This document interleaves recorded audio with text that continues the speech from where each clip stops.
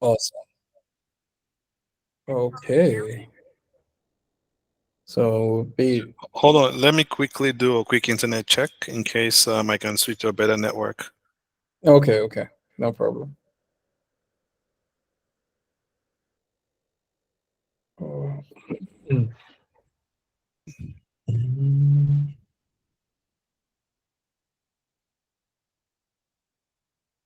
Okay, can you hear me? Yes, loud and clear.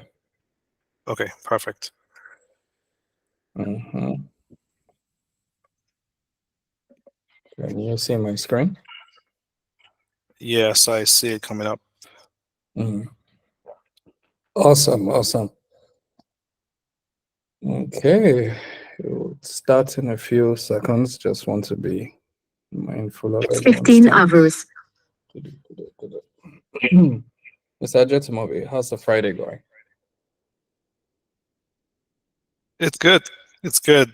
Friday in Abuja, right? Mm-hmm. Pretty good. Hopefully, we'll get some rest this weekend and get ready to start all over again on Monday. But it's pretty good. What about you? How is Friday in what part of the world are you in? Currently dialing in from Cairo. Um, Friday in Cairo is hot. It's I can hot, but imagine. chilled. What can I say? We go to wherever we can deliver value. Quite literally the ends of the earth. Rightly so. Rightly so. Rightly so. All right. All Ready right, whenever you are. awesome. Okay, let's just jump right in. I think more people are going to join. Jonah, please confirm that the room is open. Yeah, so we don't have people waiting. Okay. All right. Good afternoon, everybody. It's a pleasure to have you join us. Thank you so much for making out time from your busy schedules to hop on this call to join us as we discuss a very, very important topic, agile leadership in today's world. On our call today, having a conversation with me is none other than Taiwo Ajetunmobi. I'm going to introduce him in a second. But first, just to sort of frame the conversation over the next 1 hour, um, just a little bit of quick introductions on my side. My name is Oluchi. I'm managing partner of Verindo Group, an innovation management firm.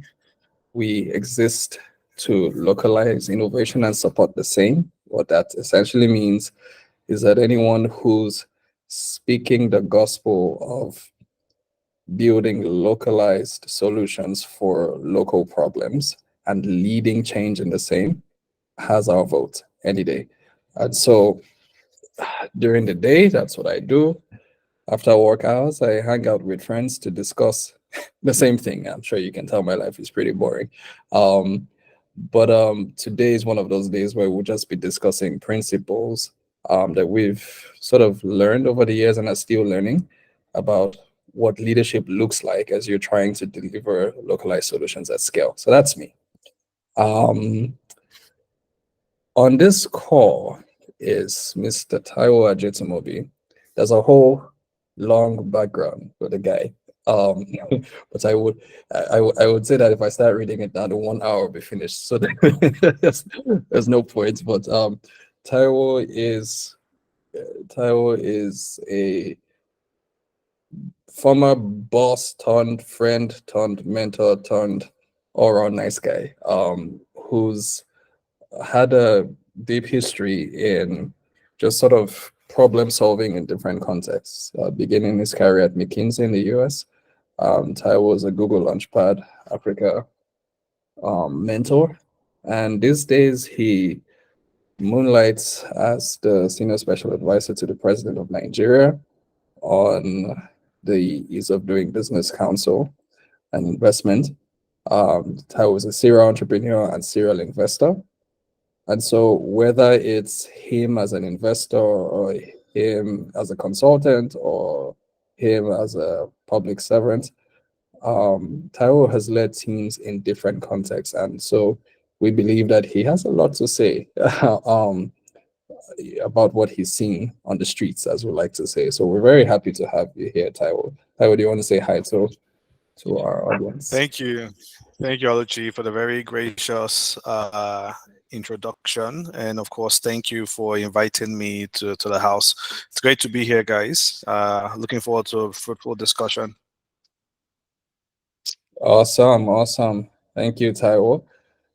And as it is with all things Oluchi, what is a fireside chat without an icebreaker? So just quickly in a few minutes to set the tone.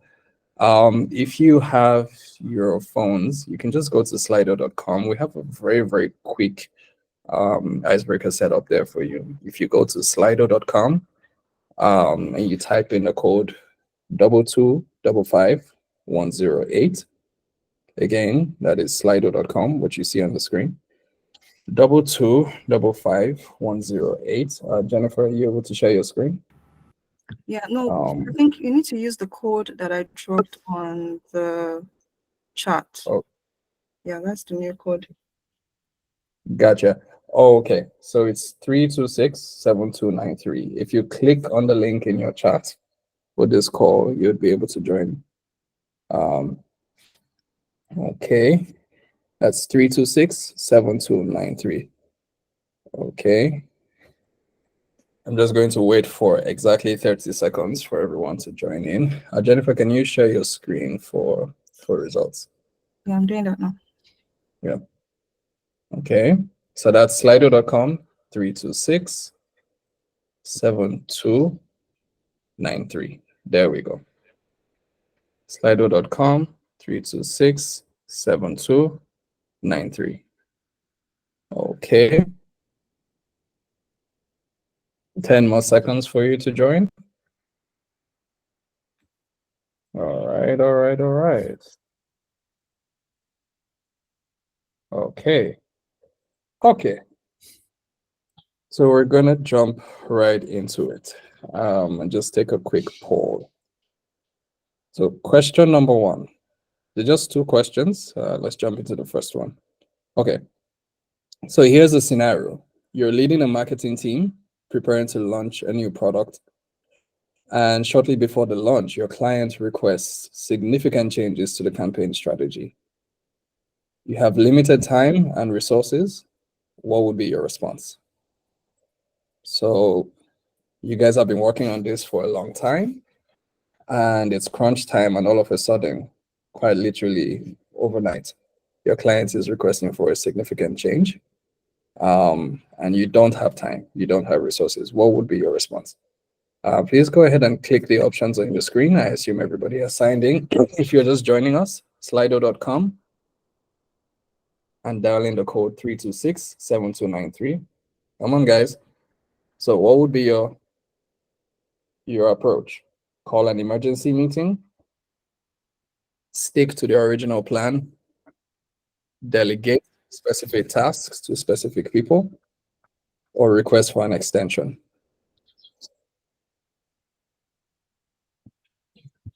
Yes, there's a number of people on this call. Delegate specific task, okay. Stick to the original plan.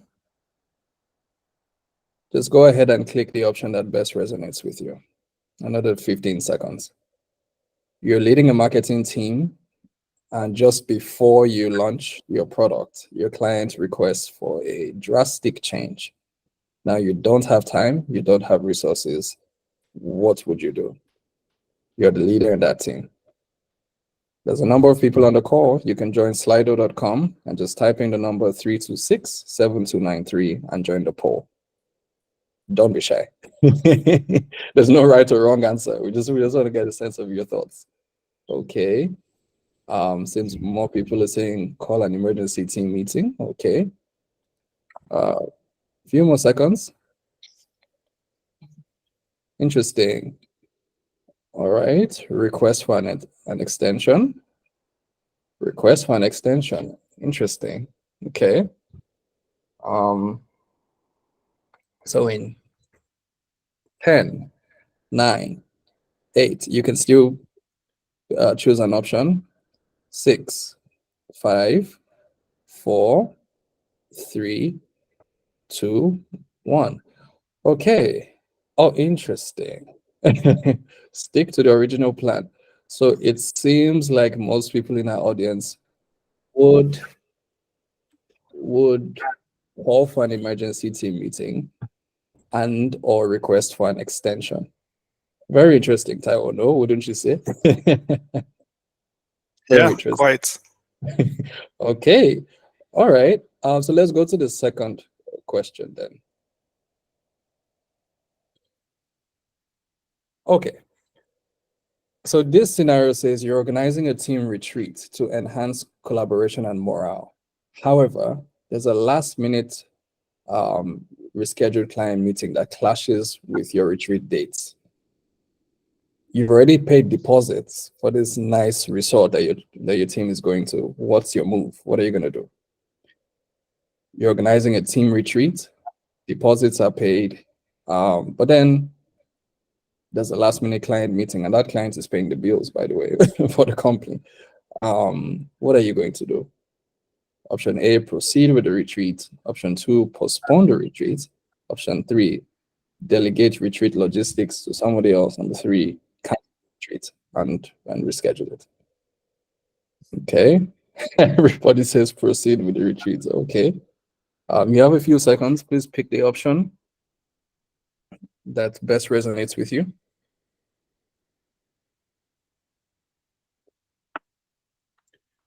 Come on, guys, don't be shy. There's no right or wrong. Yeah, we're just trying to get a sense of the thoughts in the room. Yes, proceed with the retreat. People say delegate the logistics of it to someone else, and maybe you attend the meeting. Yes, keep the votes coming in. The irony of this is that, and I'm sure you agree with me, Taiwo, we've done all 4 of this the last how many years? We've done each of these. So they really, we've canceled retreats, we've attended, we've postponed, and then we've had moments where we're like, look, it's somebody that's alive that can enjoy the kind of paycheck, and we just went for it. Yep. So much depends, right, on the context. Exactly. And then there So are I times answered this yes. with the most recent situation that I experienced. That's how I voted on this. This was just about a month ago, so it's still fresh in my memory. Love it. Okay. A few more seconds, guys. What would you do? What option would you pick? If you're just joining in, you have a few seconds to join the poll. Slido.com 326-7293. Okay. 10, 9, 8, 7, 6, 5, 4, 3, 2, 1. Okay, so it seems like most people would proceed with the retreat, while a few people think you'd be right to delegate. Okay, that's interesting. All right, and that sets a nice context for our conversation today. Thanks a lot for sharing your screen, Jennifer. I'm just going to take over, if you don't mind. Okay. Right. Awesome. Okay.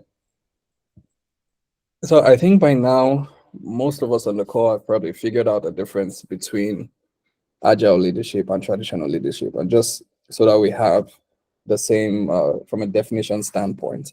We thought it was important to just show visually core differences between the same. This buzzword of agile leadership has become a thing over the last decade or two.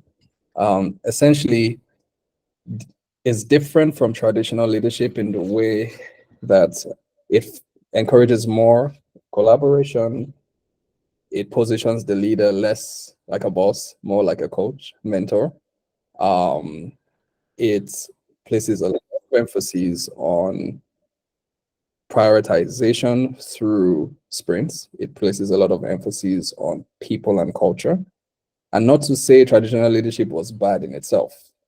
I think the general school of thought is that based on a lot of the dynamic things we're seeing in the world today, exacerbated by the pandemic a few years ago, I'm sure everyone on the call can admit that there's now a higher need to reinvent ourselves and we lead our teams and lead ourselves.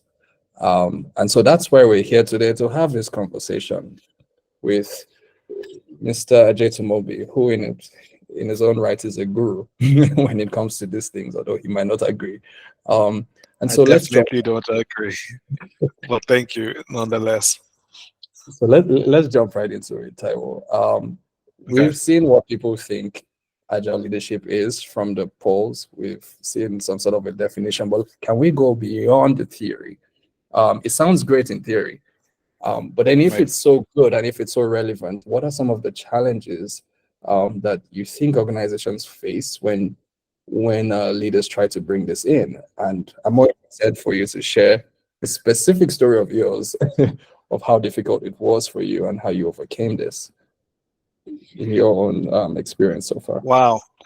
Oluchi, which of the stories will I pick from? But I'll find one. So I'll just sort of set the context by sharing my own point of view. How do I think of leadership? So two things that I often remind myself about is, one, leadership is dangerous. Probably the biggest ingredients you need for leadership is a ton of courage, both in facing yourself and in asking tough questions of yourself and of larger society or of your team or of your client. It requires a significant supply, deep supply of courage. The second is that there is no such thing as a leader, like the noun, but there is the verb of exercising leadership, which means every time you take an action with the intent of leading, you are earning your right to be viewed as a leader. And a lot of folks forget that, right? After a while, we start to believe in our own myth. We start to drink our own Kool-Aid and forget that it's really a question of how effective are you, right? And every single point in time, you must continue to evaluate yourself as you seek to lead on any subject, on that dimension of what is going to be effective, how effective am I? And that takes courage, right? That takes you asking yourself the tough and difficult questions. So this is my view, right? These are the principles I hold myself to when I think about leadership. I will answer a lot of the questions through the lens of the public sector, which is where I currently sit, right? And for all intent and purpose, right? The single largest force in any society, in any country, tends to be the government, right? And so the stakes are really high, right?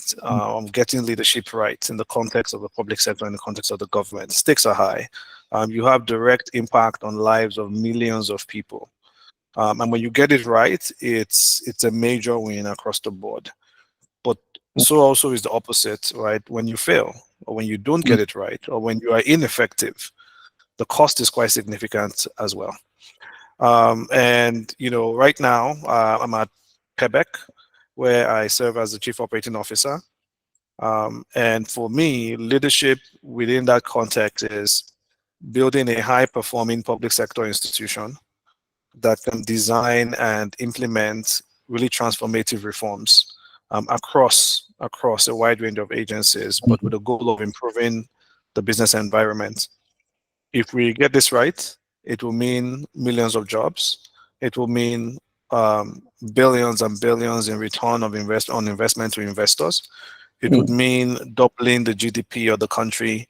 It would mean a much more competitive business environment, a much more competitive economy. It would mean on and on and on. I could keep going on, right? So let's make it real. Now, what does that mean? Everything I was is like great. What does it mean? I think the biggest challenge for me has been pacing, understanding change, and deliberately pacing the change that is required. Right? You know, you have a goal in mind. You have where you're trying to move a group of people to, but knowing that it's a journey and being very responsible about how you lead individuals through that journey. And it's not about your ego. It's not about, you know, how well you think you're doing. It's really about how well can you navigate the ship with the team on board to get them to that final destination. And so I've had to learn to pace the rate of change, to be very deliberate on when do you push on the throttle and when do you slow down. So recently, we rolled out OKRs as an agile methodology for managing our work at PEBEC. And it's been fantastic. It's been a great experience. Some of my colleagues are on the call. I hope they will agree with me. It certainly brought a different sort of energy to our work, but that process of change has also been hard, right? And so, as a leader or as someone who's exercising leadership in the organization, there are days when I push, right, and there are days when I slow down and hold hand and explain and support. And these are all the ingredients you need to eventually move the whole team to the final destination you're trying to go to. Interesting. No, very nicely said, Taiwo.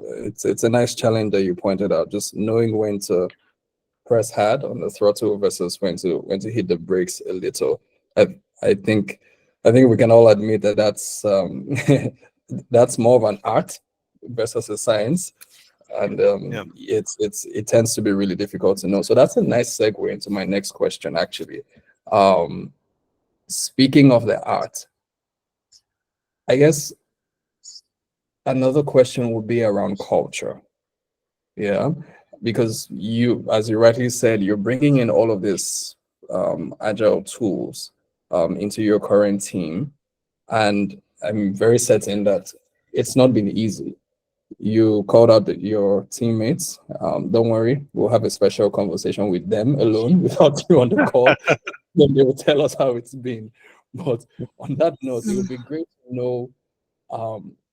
know your thoughts around how leaders can introduce this into their team and deal with all of the fallouts that comes when you try to push for a major shift in culture, right? How do you do this, and how do you ensure that the youngest person on the team imbibes the mindset of the agile culture? What do you think? Yeah. Well, I mean, I'll tell you how I've sort of navigated this, right? First is to start with an assumption that everybody wants to succeed, right? So everybody starts with an A.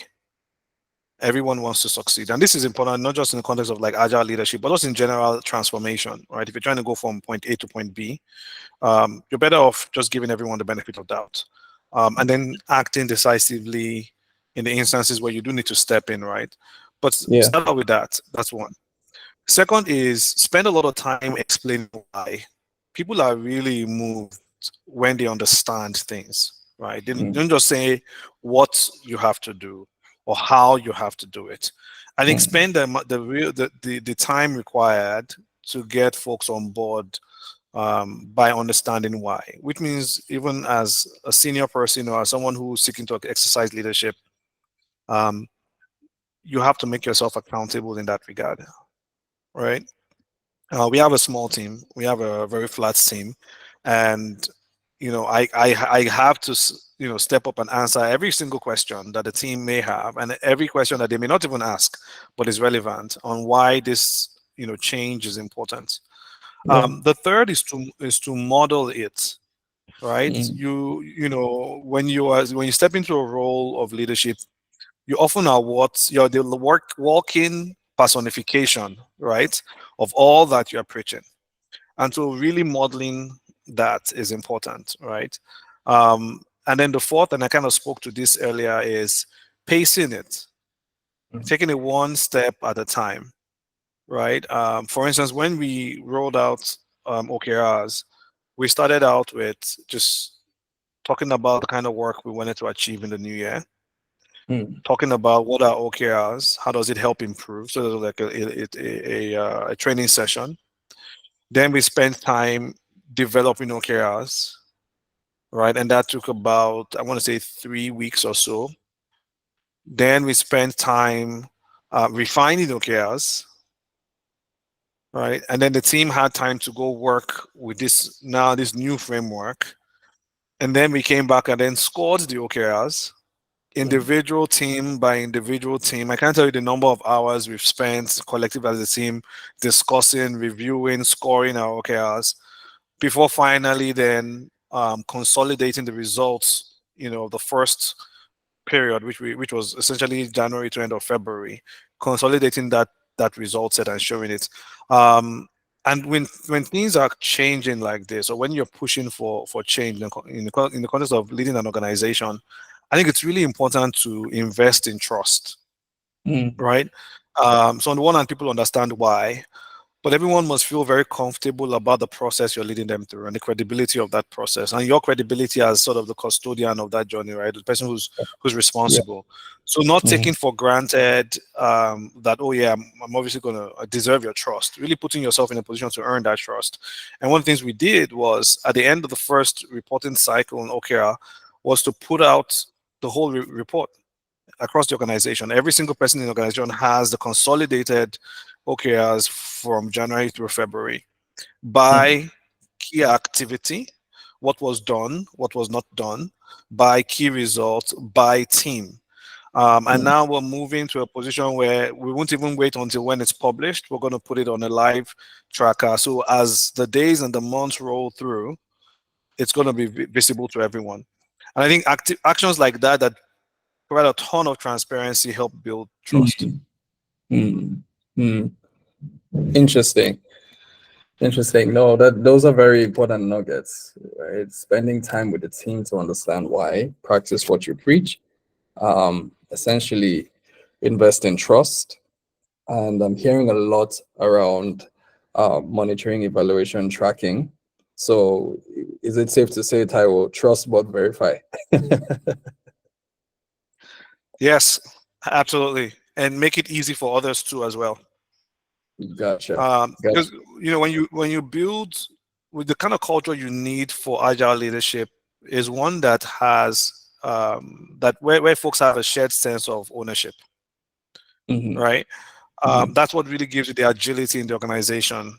When people have a shared sense of ownership, so the organization we're in, it is not just Taiwo's father's business, it's my father's business, her father's business, right? And we all have a sense of ownership over the collective success of the organization. And so, yes, this is why transparency is very important, right? Because then if you want me to take ownership, then I've got to be able to ask questions and I've got to expect answers to my questions, right? So not just trust, but verify, but make it easy for everyone else in the organization to also verify. Exciting. And I'm going to do a deep dive in this conversation around all of that tracking thing that you're talking about. But just to take a step back, because I see that some people have joined from a definition standpoint, because I've gotten this question a lot. Agile is being thrown around as a buzzword. Agile project management, agile operations, and now these guys are talking about agile leadership. Right. If we're able to frame the conversation, it's pretty much what you're seeing on your screen. It's a style of leadership that is less functional, less hierarchical. It's a pattern of leadership that empowers teams, delegates different tasks to different individuals, and sort of decentralizes decision making. And that's what Taiwo is trying to say, right? This whole concept of giving people a chunk of the pie and trusting that they would run with it and treat it like their father's business, right? Basically, you're the mini CEO of your task. Now, Taiwo, I can see how it's great on paper, but creates a nightmare in terms of management and tracking all it just sounds to me like a whole bunch of pirates. Everybody has a say, and everybody's just running on their own wild goose chase and adventures. So I can see why you talk about OKRs and a centralized place. But then I have a Exactly. question for you. Yep. Yeah, everybody knows you're awesome, you're a superhero, but Taiwo, this is the moment where you will be vulnerable with us, right? Can you tell us a time? It might be years ago before you became an awesome leader, where you attempted to run stuff like this, decentralized teams, and you hadn't put structures in place to sort of have this level of tracking and monitoring and transparency. What was that outcome like versus now? You've told us Disastrous. you now. Disastrous. So prior life, I invested in startups, and I ran a innovation hub, right? And we took a much more hands-on approach with the startups we're supporting. And I can tell you that what success meant to us as a hub or investor was very different from what success meant to each of the startups, right? And because we didn't have a mechanism of getting that alignment on success, everyone just essentially did what they wanted. And then you only find out after the fact that that your goals are misaligned. You only find out after the fact that there wasn't any, or at least the performance management mechanism either didn't exist or was grossly inadequate. And at that point, right, the resources are gone. At that point, the opportunity may even have been lost, right? And that's a lesson. And it was hard also because this wasn't money that I invested from like a fund. This was my personal funds, that of my partner, and we essentially lost, what was a nice chunk of change, right? Nice chunk of cash. Of the 5-6 startups that we did this with, maybe one of them is still in existence, and we've received absolutely zero return on investment. Right, so very expensive lesson. Now I get to I get to console myself by saying, well, Taiwo, you were just an investor, right? So there's only so much you could have done. But the reality is that the approach we were taking wasn't that of just a passive investor. It was that of an active operator within, a co-operator of the business. And the model failed because we didn't have the right mechanisms to align objectives and align the definition of success. And we didn't have the right mechanism to track performance. Interesting, exciting. And so now I'm asking for a friend. Are you investing in startups these days? Just asking now I'm a humble public servant. Gotcha. Please Okay. pay your taxes so that I can get paid a salary, please. Gotcha. So now this current phase of my life is really about service to the nation. It's really building the Nigeria that we can be proud of, the Nigeria we can all tell our children proudly about. Love it. Love it. So still on this concept of metrics and tracking, now with all that you've learned and the work you're doing right now, what would you say if you had to put it in sound bites, like top 3 metrics that you absolutely need to track if you want to have your agile game going as a leader from an operations standpoint? What would you say those are? So it'll be hard. Why don't you let me talk about 3 categories of metrics you want to keep your eye on? That's fine. Okay. So I think maybe the biggest catalyst or biggest enabler and also the weakest point of an agile leadership approach is the people. The people. That is the secret sauce. That's where it comes together and magic happens.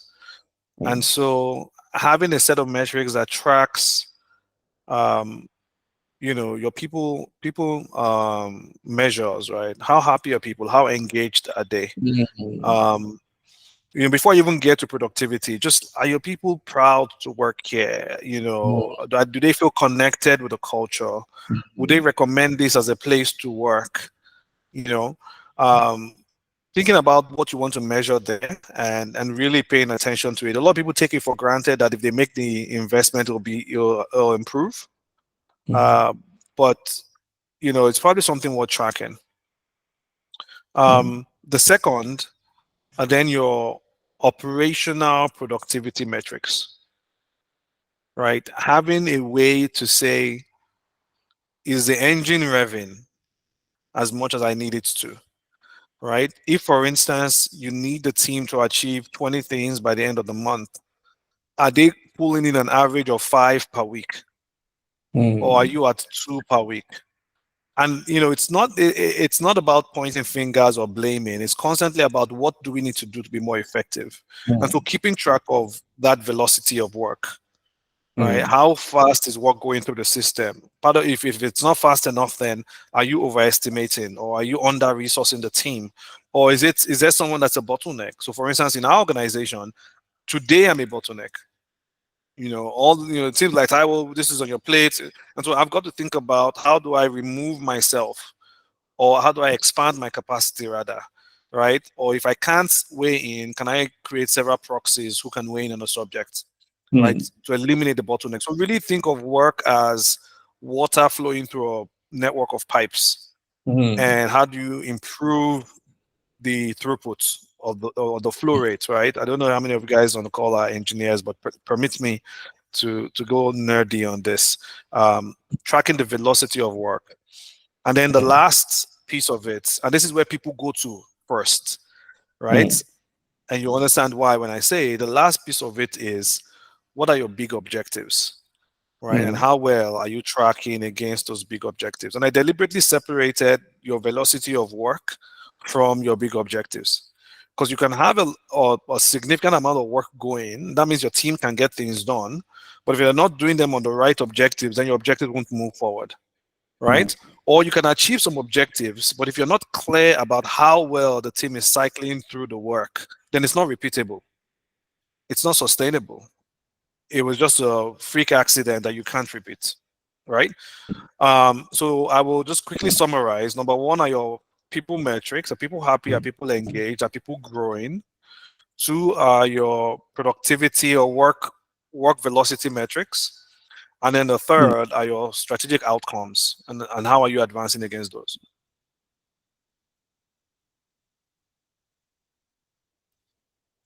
Interesting. Oh, thanks a lot for that. I've never really had those. Is that Ajetunmobi trademark, or did you learn that at MIT?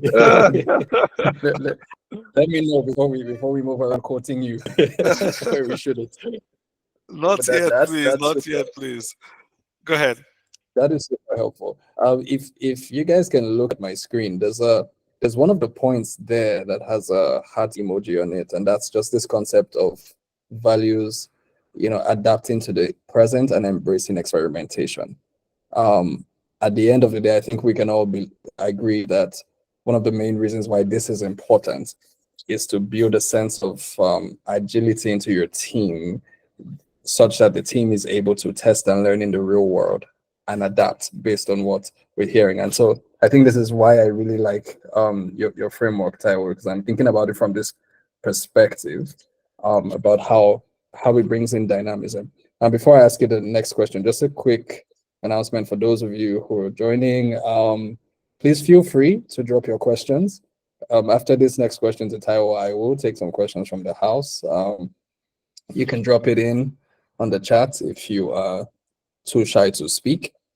Otherwise, we will hand you the mic. I see some familiar names, and I might just pick on you just simply because it's been so long since I've heard your voice. But yeah, we're going to take questions in a bit. Yeah. But before we jump into that, Taiwo, just thinking, yes, we're trying to building a culture that is experimental. But if COVID showed us anything, it's the fact that leading into this world, it was hard before COVID, but in a remote and hybrid world, it's insane, right? And so I guess that's where my question lies. How has this move towards remote and hybrid sort of work structure, how has it affected, your quest on becoming, a better agile leader, and how are you navigating this today? So I'll talk about one positive and one sort of challenging outcome of the post-COVID world that we live in. One is there's a greater emphasis on people, right? And God bless the Gen Zs because they continue to fly the flag on subjects that touch on, just the human experience part of this, right? I think that's really forced organizations to take a step back and rethink how they work, what they invest in, what will unlock the kind of results that they want to. It's no surprise now that in this climb, agile leadership is such a big topic now, right? Because it's also quite appropriate for the times.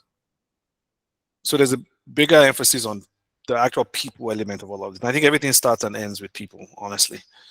So it's good that that's sort of more institutionalized, so to say. But the negative of the more distributed work, remote work world that we live in is, I think it's really going to affect the mentorship element of work, right? Those first few years when you're out of school, getting the right opportunity, the hand-holding, the coaching, a lot of things that sort of exist in the air when you're in the office. Now, you can't just assume it's going to happen, right? Now, organizations have to be very, very, very deliberate about making it happen, right? And that's hard, right? That's hard to pull off remotely, but it can be done if you're deliberate. One of the things that we pride ourselves on is how quickly we can move on things. I think that comes from a fundamental sort of learning DNA that we have at PEBEC, right? And so I'm looking forward to further institutionalizing that, making it part of how we measure people. To what extent do you contribute to the learning culture of the organization, and to what extent are you teaching others? More, being a model for others, being a mentor for others. I think organizations have to think about much more concrete ways of baking in this mentorship element. Otherwise, the model doesn't work, right? You're only as good as the mentors who have gone before you and have taught you how to do things. I'll share a quick sort of anecdote to just sort of bring it home. 2 days ago, I picked up the phone and I called a former colleague, and all of you will know who I'm speaking about once I describe this situation. And some of the guys on the call will know as well. I called him. I said, well, I'm about to send you a file. I need your help in Excel. There's something I want to do, right? And I can't quite figure it out. And he just thoroughly enjoyed himself for the first few seconds. He just laughed and laughed. That who would have thought that in 2016, who would have thought that I'd be picking up the phone to call him 8 years later about something to do with Excel? And, the point really was that I taught him Excel 8 years ago, right? Or at least I was one of the first people that taught him Excel and taught him a few moves. And back then I still had some moves. But 8 years is a long time. And whatever seed that was at that point in time has now completely outgrown anything that I could have done. And now we've come full circle. And that's the value of mentorship, especially for the younger people in organizations, or for folks who are just leveling up into a new level, right, into a new place in their careers. It's really important to have those mentors around you. And in a more distributed work culture, it means we have to be more deliberate about providing that. We have to properly demand it of people, properly incentivize it, properly track it, measure if it's achieving what we want it to achieve. I see a few happy smiles in the chats. I think people all know that I'm talking about Okpeyemi Kufoni. My colleague from mention the name on record. I had to put it on record. Very, very proud of him. Very proud of him. I hear you. All right. I hear you. No, that's super helpful. So what I'm hearing you say is, as leaders, as managers, baking in this mentorship piece, where we make sure that everyone's doing this and it's part of, should I say, part of your OKRs, a component of it is really about building people. Now, I get that, but exactly. I'm going to play devil's advocate, right, from a leadership point of view, right? So let's assume we have people here who've done this and this is their DNA, right? But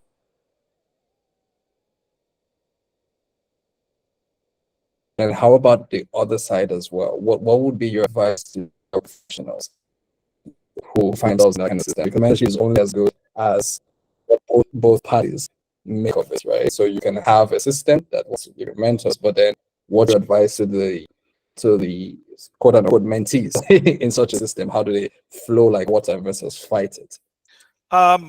What I find is missing a lot these days when I interact with folks who are much younger in their career is a teachability.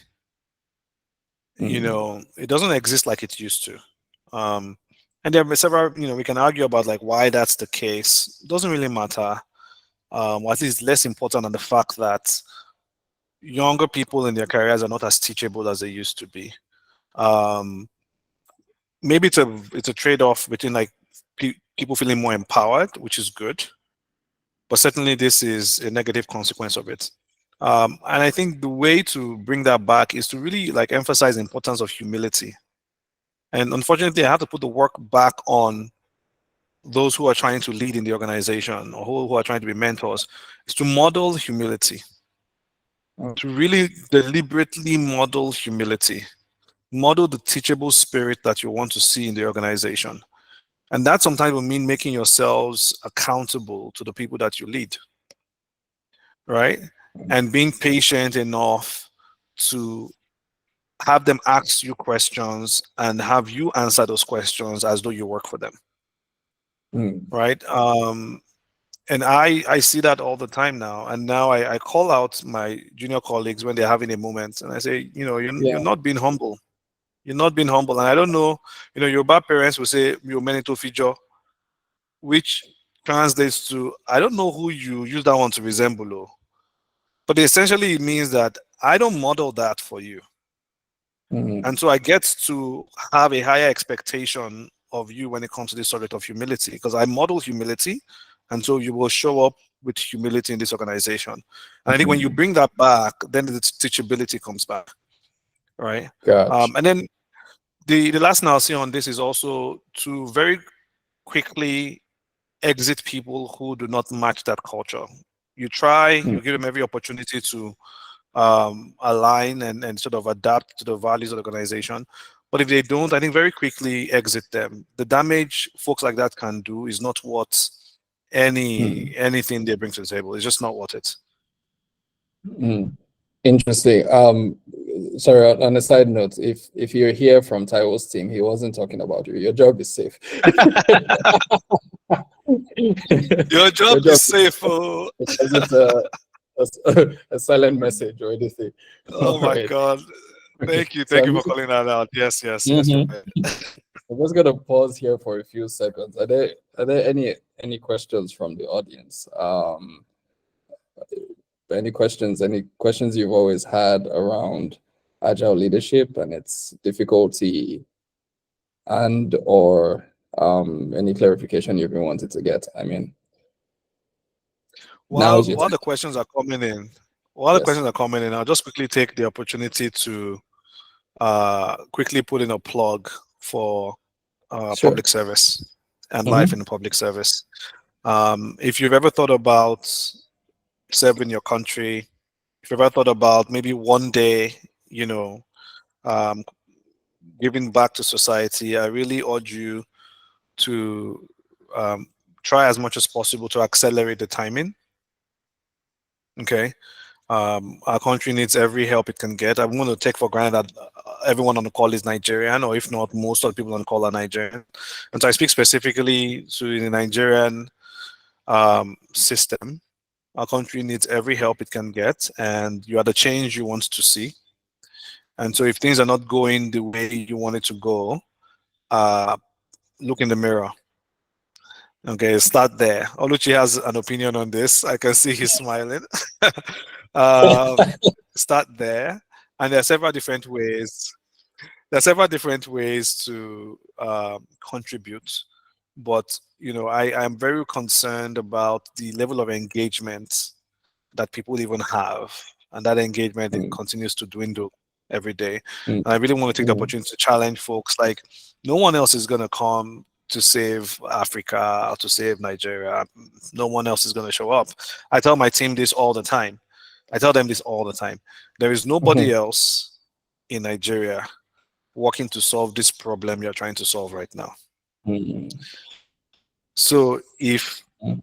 you decide to push just so much or decide to go all the way, it's really going to come down to you.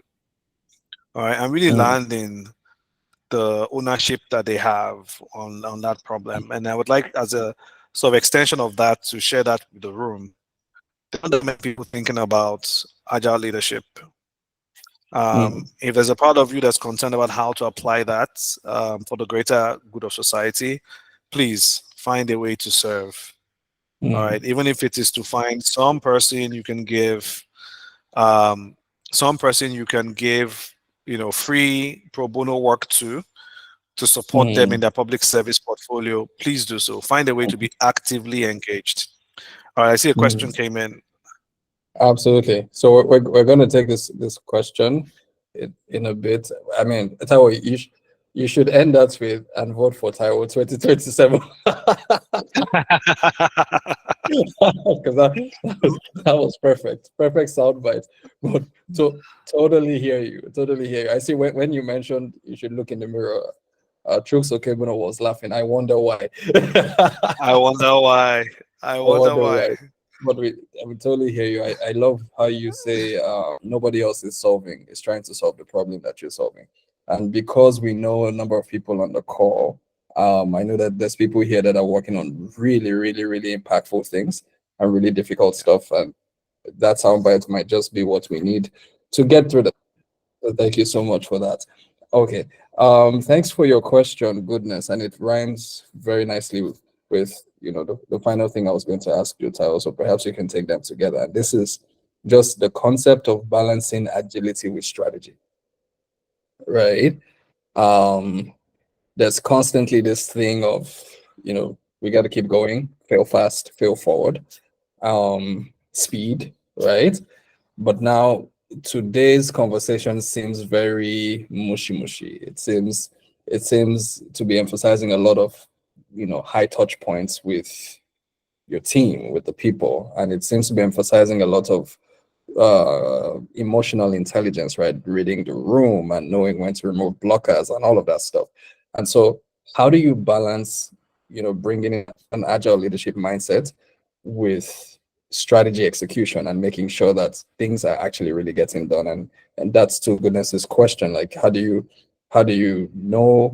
balance this emotional understanding of the people you lead versus when it's getting in the way of stuff getting done? Understood. So when you're leading, your people should always feel supported, right? That's why you're there. They should always feel supported. They should always trust that you are there to help them succeed. Not to cuddle, not to comfort. That's not the goal. It's to help them succeed. But then that then raises a natural question of succeed at what, right? Being a great leader is not the same as being a great friend. I think being a great leader is more about being a great coach. All right. And part of really pushing to success is having a high enough expectation and being very public about it. If you look at folks who raise really high performing kids, one of the most important things is to all just have high expectations of them. Right? Most people are not going to exceed your expectations. Right? You're great, but most people are not going to, just human nature. So make sure that if you want this, expect this and be vocal about your expectation. Two is make them part of the process of defining that expectation. So now there's no we didn't know, right? Three is be transparent on how you measure are people meeting the expectation or not, right? And also be clear about the consequences. Be clear about the consequences. It shouldn't come as a surprise to anyone what happens if you don't meet expectations consistently. Now, we don't work in the context of people getting fired. That's not how we operate, right? but we certainly maintain a very high expectation. All right. And if you're a great coach, I've heard this somewhere. I think it was somewhere on Instagram or something, but it really resonated with me. If you're a great coach, right, your people should feel okay. Should feel great half the time. So you should feel great 1/3 of the time. They came in the session and they just smashed out everything you set up for them as a coach. They got it done. Feel great 1/3 of the time. They should feel okay 1/3 of the time. Okay, other time, like, we got it done. Barely, we're fine though. But 1/3 of the time, they should feel like they are really underperforming, right? Because if you don't have that tension, then you're not going to push people past what they believe is possible, which is here, to stuff that is really, really hard to achieve. So maintaining also tension as a tool in your system. I tell my folks this all the time. Tension is good. Tension is a good thing to have. And so you provide the support, you build it on a bedrock of like trust, you show up, teach, you train, you model, you mentor, right? Then you expect very high expectations, set very high expectations. You do so with the team, you're transparent about it. They are part of the setting of those expectations, right? And then you measure. And if you're in a world where there is a strong, well-defined consequence management, be objective about how you do it. For those who know me personally, I think one of the best things that happened to me was that I got fired very early in my career. And I think that has served me much more than if I had never been fired. I think that experience really brought home some key lessons for me personally, and I talk about it every chance I get. So tension is a good thing. It's not about sadness or happiness, right? It's about really helping people achieve what is possible. They're really helping them achieve the potential that is possible. Well said, Taiwo. Thank you so much for that. Basically, coach versus friend. Absolutely, goodness. I like the way you, like the way you synthesize it. And at Verindo, we like to say that we're coaches at heart. And I think you hit the nail on the head, Taiwo. Oh, by the way, I know a certain piece that that will shoot me if I don't clarify this. Coaching is not therapy. Coaching is not therapy. She says this all the time. So a lot of times there's that misconception, right? It's not therapy. Your coach is really there, as Taiwo said, to set that target with you. So there's a sense of ownership. You're in the driver's seat. We're just cheerleaders, right? And ultimately, your coach is there to keep you accountable for you to do the thing you said you would do during the time frame when you said you would do it, right? And I think that is a game changer with this concept of agile leadership. So Taiwo, if you had 60 seconds to give a last parting shot, what would it be for everyone here who's really thinking about reinventing their approach to leading their teams and leading themselves? I would say have a ton of courage and don't be afraid to fail. So just start to practice. As you learn things, find the opportunity to practice, find the opportunity to reflect, take out your key learnings. And there's more than enough big problems in this world to solve. You're never going to run out of problems to solve. So please, the world is waiting for you. All right. I wish you guys all the best. You are the change you want to see, and I hope many of you do decide to come serve your country, Nigeria. Love it. Though, thanks a lot for that, Taiwo. I see we're getting really, really close to time. I'm sure there's lots of people who need to digest this. If you're anything like me, you want to think about this and then shoot your questions. Please feel free to drop us questions. I think almost everyone who joined this, you probably signed up on a link. Feel free to connect with us. Just in 1 minute. Next week, we're going to have a fireside chat like this, where we're talking about leading through authenticity. I don't know who the speaker will be. Okay, I know, but I won't tell you. So please feel free to hop on the call. As you see, we're pretty chilled. We just like to get friends of the house and have a conversation in 1 hour and disrupt your day. Next month we will be rolling out a 4 weeks program called Attitude is Everything. Again, we've been thinking about this whole agile thing, and one of the major blockers is this concept of the mindset, right? So how do we get into the year from the perspective of unlocking, neural inhibitors and having that can-do attitude that resonates all the way from you to the youngest person on your team. Lots more information on the community channel, so please feel free to sign up. And yeah, stay connected. Lots more of these sessions coming up over the next few months. Mr. Ajetunmobi, thank you so much for your time. Really appreciate you doing this. This was fun. I learned a ton. It's 16 hours. Apologies. I learned a ton, and I think I'm going to think about my life this evening. First, from the concept of what else do I need to do to reinvent my leadership approach, and then secondly, Taiwo unashamedly invited us to come and serve the country with him. So there's that conversation as well. Yes. Yes. Thank you for having me, Oluchi.